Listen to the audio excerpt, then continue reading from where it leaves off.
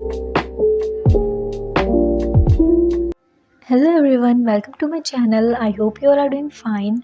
So for this year I have decided to make a reading journal for 2023, and I'm going to track and record my reading journey for this year in this journal. I have chosen vintage theme for this journal. So I hope you can also get some ideas from this video. I have also included some of the challenges that I'm going to do on this year. So let's hop into the video. This is the cover page of my journal, and all these decoration stickers and papers are made by me, like they are DIYs. I have uploaded video of that on my channel, so do check out that video. I'll give link in the description. This is index.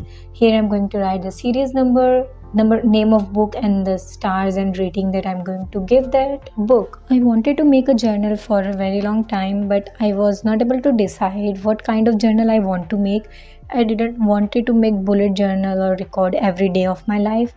I just wanted for a particular thing. So when I found out about this idea of reading journals, so I was like, okay, this is my thing, I'm going to make it, and here's the video of it. So I'm going to use different colored pens for different months so that I can divide the books on the basis of month on the index itself, so I don't have to go through all the monthly spreads to know what book I read on what month, which will also be very helpful to track the ratings of book, like what star I've given a particular book. Here my index is ready, and I have left this one page empty for index only, so I can add more books in case. And this is my daily reading spread. Here I have written months and dates, and I'm going to fill in the boxes on the days I'm reading and leave empty boxes for the days I'm not reading. And here I'm decorating the page with some papers, quotes, stamps and stickers. Last year I wanted to know on how many days I have read this year, so I'm making this daily reading spread for this year to track how many days I am reading for this year or a particular month. I'm also going to write total number of days I'm reading this year, and I'm going to use different colors for each month to fill in the boxes like this, which is definitely going to make this page look very colorful instead of vintage. Well, I don't care because this is my journal. I'll make it whatever way I want. And it's same for you. You can make your journal however way you want. You can make them colorful. You can make simple. And here I have done a big mistake. I have written bingo instead of daily reading. So I just take another paper over it and wrote daily reading.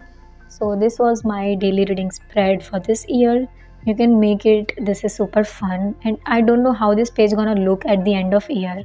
I might stick this type of the washi tapes type of thing at the sides, but I don't know what they are gonna look after coloring, so I'm leaving this page like this. And the next is bookshelfie.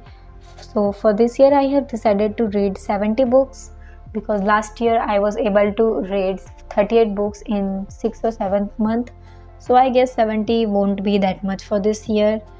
And in case I read more books, then I have left few of the spaces over the books that I have drawn horizontally, so I'll add more books to it. And as I complete a book, I'm going to color one book in the shelfie with a particular color, which I haven't decided yet on what color theme I'm going to color this bookshelfie. That's why I have kept this shelf very simple for now, because I don't know how they're gonna look after coloring the themes. If you have any suggestions, then do let me know in the comment section. Before I found out about this bookshelfie thing, I was going to make those cubes and color them with the number of books I am going to read. But when I found out this, I was like, I'm going to do this because this look more cooler. So yeah, that's why I've chosen this. And the next page is bingo, which is very fun. I have decided to do this bingo because I wanted to read some of the different type of books which are out of my comfort zone, or books that are in my comfort zone too, so that it will motivate me to read more books. So this is very a fun way to do that, and this bingo will also motivate me to read different type of book.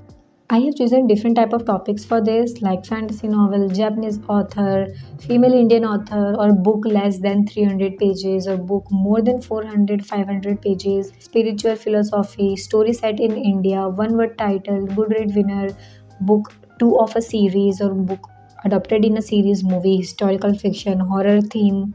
I have chosen books that are in my comfort zone and also out of my comfort zone to motivate me to read more books. On the next page, I'm going to write name of the books that has helped me to complete a particular bingo on the basis of the numbers, as I have also written these numbers on my bingo. This is going to be fun and also challenging for me to complete this bingo, but I'm very excited to complete this. And the next challenge is A to Z challenge. In this, I'm going to read books whose title starts with this alphabet. So this is very tough challenge, to be honest, because I'll have to read almost 26 books because of this alphabets. But that's not actually a problem, I guess, because last year when I counted, I was left with only 10 alphabets, but 10 is of course not that much less when it comes to books, but it's okay. Let's see how this goes. I have chosen this brown theme also because of course I like this theme, and also my Instagram and my blog is also of brown theme, so I was like, why not make journal too of brown theme? And well, I'll end up doing all this type of things for decorating this journal, because my mind works in weird ways, to be honest. So I don't know how this is gonna actually look at the end of year, but let's hope for the best. And the next is book of the month.